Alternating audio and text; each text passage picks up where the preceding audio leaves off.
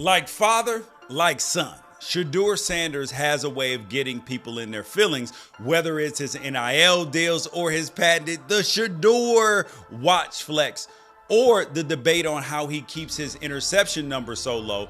It always seems like it's something when it comes to him.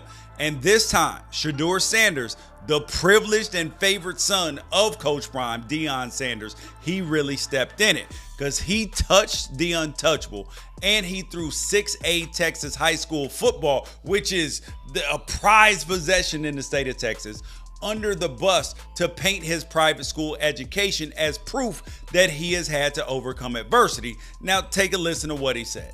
I came from a private school, so at the end of the day, I dealt with a lot of negativity, a lot of hate, a lot of everything I done dealt with already year after year. I came from a small private school. All the other kids was going big, Power 5, and they went to big 6A, Texas 6A schools and stuff.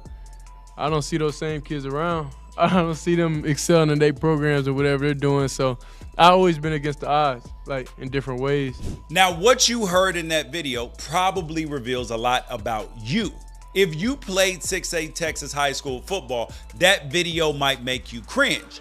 If you grew up without the resources to even drive past a private school, that video might make you want to throw your phone in disgust. But me, I'm a retired NFL player with quarterback sons that have attended private schools, and one of them even had the same 3-star rating as Shedeur Sanders.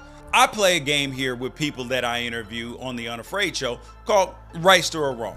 And I'm here to tell you, and you might not like hearing this, but Shedeur Sanders is Wrighster in this occasion. Shedeur Sanders' level of competition absolutely factored into his evaluation coming out of high school. And the fact that Ark Manning played low-level competition in Louisiana never kept him from a 5-star rating on Rivals and 247. But the justification for Shedeur Sanders being a 3-star pro-style quarterback absolutely had to do with his level of competition. Do you think that he made that criticism up out of thin air? 247 had him as the 11th best quarterback coming out of Texas in 2021, and 9 of those dudes played above him in the mighty 6A. Rivals didn't even have Shedeur Sanders as one of the top 100 prospects in the state of Texas, not even the nation in 2021 class. But they did have 12 quarterbacks on that list not named Shedeur Sanders. No, a private school education is not an adversity in a vacuum. And no, Texas 6A football is not overrated.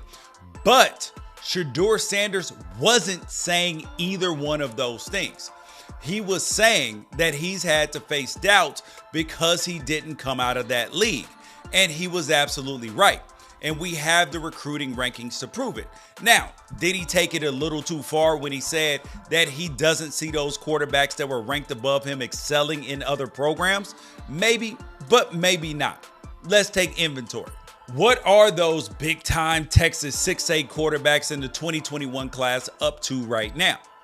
You have Garrett Nussmeier, who is still waiting his turn at LSU. Maddox Kopp, he transferred from Houston to Miami of Ohio and has yet to throw a college pass. Demetrius Davis, he left Auburn for Alabama State. He has 10 career touchdown passes to 7 interceptions. How about Eli Stowers at Texas A&M? Now he's a tight end at New Mexico State. How about Kyron Drones, who transferred from Baylor to Virginia Tech last year and had a nice season with 17 touchdown passes? But could you find even a single Colorado fan that would trade Shedeur Sanders for Kyron Drones straight up?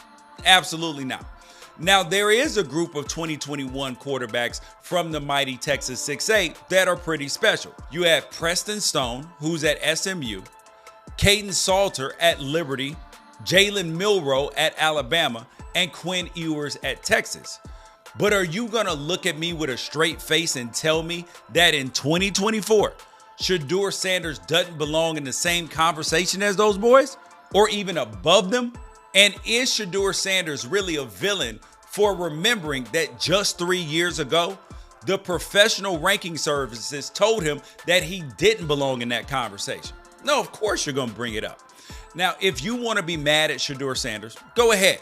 Chances are, if this quote pissed you off, you were already upset at something that he did or said in the past. But the truth is, this kid continues to overcome a lot, whether it's the high expectations that come with what his last name carries, or the low expectations that were set for him based upon his competition at the high school level, or the fact that people will ignore the context of what he says just to stay mad at him, even though he's right. Leave your thoughts in the comments about whether you think he belongs in the same breath as Quinn Ewers and Jalen Milroe. Do you think that those teams would swap for Sanders? And if they did have the chance, why or why not? Get ready, because Shedeur Sanders has made news all offseason, whether it's his comments about his former teammates or how he stacks up against the other quarterbacks in his class that came out of Texas in Texas 6A. Or his dad, Deion, saying that he'll be a top 5 pick in the 2024 NFL draft. Or his music career, because he got a new single that just dropped called Perfect Timing. It's been a lot. You have Colorado's Shedeur Sanders. Dude is out there trying to prove that he can be the top pick in next year's NFL draft. Now, the crowd in Lincoln, they're going to be crazy. They sell out even though that they've been losing every single year. And this is going to be the most hostile crowd that Shedeur Sanders has ever faced. Fair or foul? Nebraska players dancing to Shedeur Sanders' song Perfect Timing in the locker room after beating Colorado.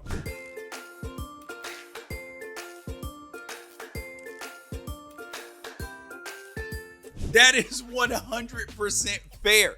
To the winner go the spoils. If you want to be a celebrity, you want to make songs, you want to do the Shedeur and everything else, you got to be able to take it on the back end, and people are going to be ready to troll you. And they already had this plan, and I'm not mad at it. In fact, I love it. Winners can do what they want. Just the reality. Deion Sanders to the Cowboys. Oh, yeah, there's been a lot of talk about that over the last few days. But I believe that shows that the Dallas Cowboys are on the no-plan plan. And that's honestly, it's no knock against Deion, because Deion Sanders, I believe, is a good coach. The dude has shown he can win. He has built a program at Colorado, 4 wins the first year. This year, they were in contention for the college football playoff. But the question is Deion cut out for the pro game? I've talked to people around the Deion circle, and these are the same people that told me he was headed to Colorado before it was even announced, before the rumors came out. And honestly, they don't believe at this point in time that there is anything to it.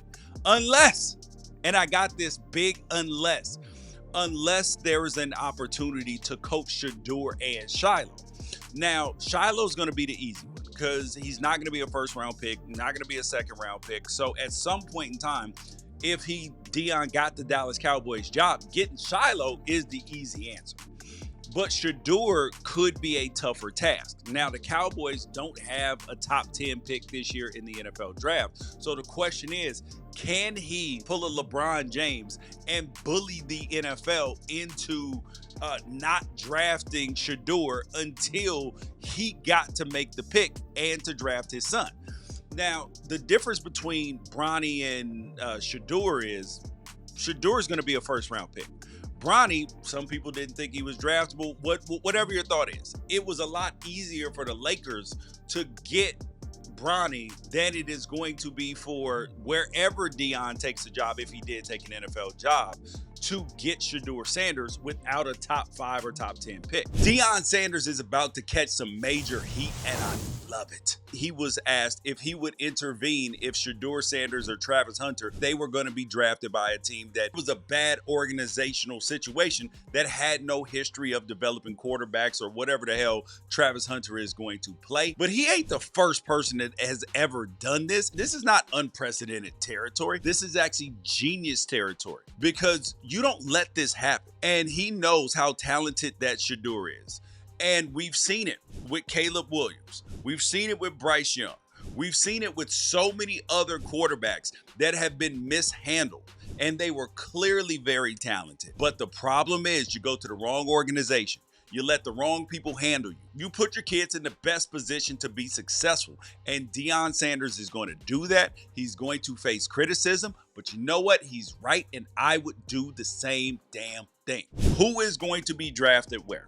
And I have looked at this. I like Shedeur Sanders. If you're the Tennessee Titans and you're not in love with Shedeur Sanders or Cam Ward, you need to trade this pick back. If I'm the Titans, I'm probably taking Cam Ward because I like my offensive line is okay. Then if I am the Browns, probably taking Shedeur Sanders. Now, do I think that either one of those two dudes is the two best dudes in the draft? Absolutely not. But you got to go with what you need at this point in time. Now, then there goes the Deion Sanders factor. Is he going to step in and prevent any of these teams from drafting Shedeur Sanders and Travis Hunter?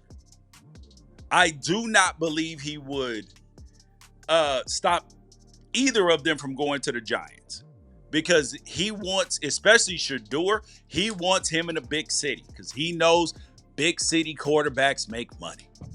Big city quarterbacks, you can be a star. You can be a mega star. So he will not object from there.